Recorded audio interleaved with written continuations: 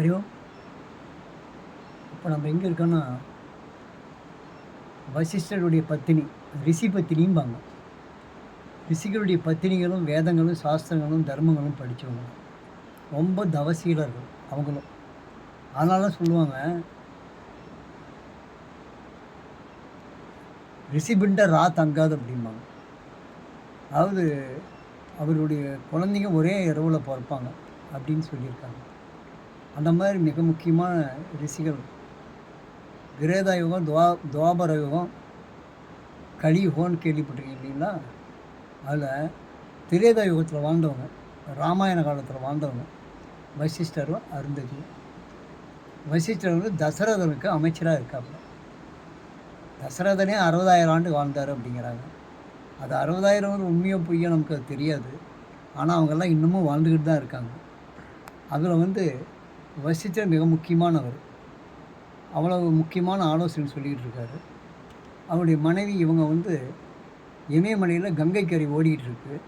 கங்கை கரை சுற்றிலையும் அப்படியே நடமாடிக்கிட்டு வராங்க. நடமாடிக்கிட்டு வந்துக்கிட்டு அங்கங்கே தியானம் தவம் பண்ணுறாங்க.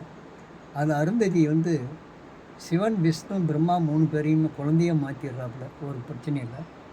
அந்த 3 பேர்த்தையும் தான் இப்போ நம்ம தத்தாத்திரேயர்னு கும்பிட்றோம். தத்தாத்திரேயர் தான் இந்த முனிவர்கள், ரிஷிகள் இவங்கெல்லாம் இருக்காங்க இல்லையா, அவங்களுக்கெல்லாம் குரு. அதான் தத்த கீதைன்னு ஒன்று சொல்லுவாங்க. குருக்கிட்ட போயிட்டு சந்நியாசம் வாங்குறவங்க இவங்கெல்லாம் அந்த தத்த கீதையை படிக்கணும். அந்த தத்த கீதையில் வர்றது அவங்க வந்து தத்தாத்திரேயர் தான் குருவாக நினச்சிக்குவாங்க. அதனுடைய ஞாபகமாக தான், அதனுடைய வரலாறாக தான் இப்போவும் வடநாட்டில் உள்ள சன்னியாசிகள், சாதுக்கள், சந்துக்களில் நங்கா பாபா அப்படிம்பாங்க, நாகா சாது அப்படிம்பாங்க. அந்த பாபாக்கள் நிர்வாணமாக போவாங்க. நிர்வாணமானா ஒட்டு துணி இல்லாமல் அம்மனமாக அப்படியே நடந்து போவாங்க. ஏன்னா தத்தாத்திரேயர் வந்து அருந்ததிக்கு குழந்தையா அம்மனத்தோடு தான் படுத்திருக்காப்புல, 3 குழந்தைங்களும். அதை வச்சு தான் செய்கிறாங்க. அந்த மாதிரி முக்கியமான ஒரு அருந்ததி தவம் செய்த அந்த குகைக்கு நம்ம வந்திருக்கோம்.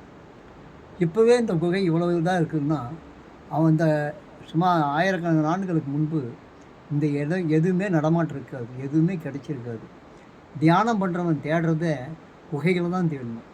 கூட்டமாக இருக்க இடத்துல போய் நான் சன்னியாசி, நான் தியானம் பண்ணுவேன் அப்படின்னு சொன்னாதே தப்பு. அவன் தனிமையில் இருக்கணும். தனிமையில் அது ஆணாக இருந்தாலும் சரி, பெண்ணாக இருந்தாலும் சரி. பெண்களுக்கும் அப்போ வந்து சம உரிமை கொடுத்து அவங்களும் அப்போ படித்தாங்க அப்படிங்கிறதுக்கு உதாரணம் அருந்ததி. அதுவும் இல்லாமல் மைத்திரேயி, கார்கின்னெல்லாம் மிக மிக வேத சாஸ்திரங்களை கரை புரண்ட பெண்களும் வாழ்ந்துருக்காங்க. அவங்கெல்லாம் படிச்சிருக்காங்க. அந்த மாதிரியான இடத்துல தான் நம்ம இப்போ நிற்கிறோம். அது எனக்கு ஒரு புனிதமான இடம். இமயமலை, சுற்றிலையும் மலை, நடுவில் கங்கை ஆறு போகுது. இந்த இடத்துல அந்த அருந்தையினோட குகை. அங்கே இப்போ நான் வந்து தியானம் பண்ண போகிறேன். அப்படியே ஒரு நிமிஷம் நான் உட்காந்து